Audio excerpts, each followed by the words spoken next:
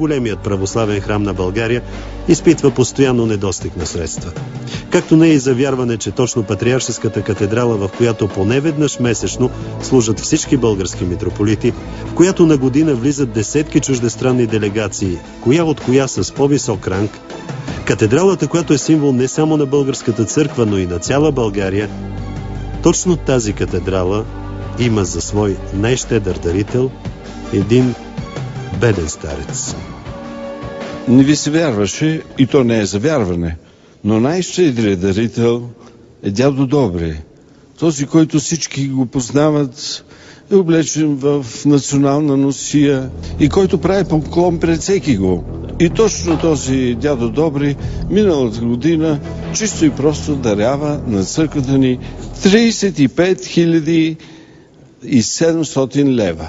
Ето ги тук са. Той. Човек като познава дядо Добри ще каже, не е възможно това нещо. Ето. Той е толкова беден и скромен човек. Това ви държа тук документите. И това е най-големото дарение, което е от десетки години тук, за този храм. Чудих се къде да открия дядо Добри, за да го снимам. И ето, че само след час той тихичко влезе в храма, за да се посвети на мълчаливия си подвиг. Мнозина го смятат за просек. А всъщност този 96 годишен дядо с пенсия от 160 лева, всеки ден, когато не вали, идва от своето село Байлово в столицата, за да събира стотинка по стотинка и левче по левче. Но никога за себе си. Един човек, който ден след ден идва от къщи на десетки километри тук и проси от хората и се кланя на хората и събира къде е по стотинка, къде е по лев, къде е по 2 и той ни дари 35 700. Убеден съм, че мнозина софиянци са виждали дядо Добри да стои край вратите на един или друг столичен храм.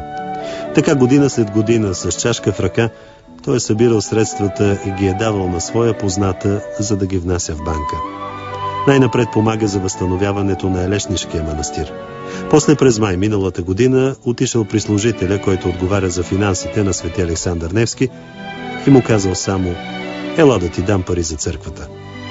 Когато попитах дядо Добри защо ги е дал точно на този храм, той простичко обясни: "Събираме да манастири, градим манастири, отправени, възстановяваме, нови не правим, подновяваме изпаднали такива,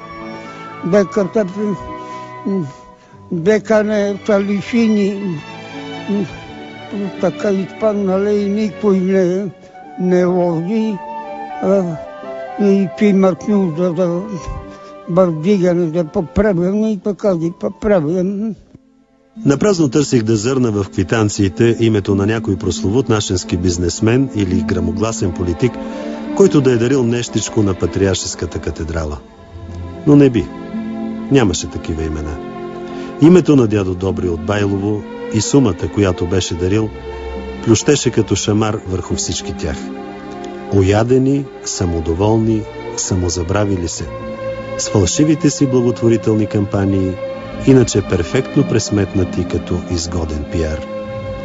Докъде се е докарало обществото ни, що ме стигнало до там? Най-щедрият дарител от всички нас да се окаже един грохнал и беден старец. И когато след време църквата ни призове да дадем своята лепта, за да се възстанови благолепието на Патриаршеската ни катедрала, не се оправдавайте, че няма как да помогнете. Защото дядо Добри от Байлово всеки ден ни показва, че това е възможно и без много шум. Безмолвният Христов войн, който посреща всеки с поклон и изпраща с думите: "Радвай се в Господа." Странник в света или истински жив светец, който дори не забелязваме.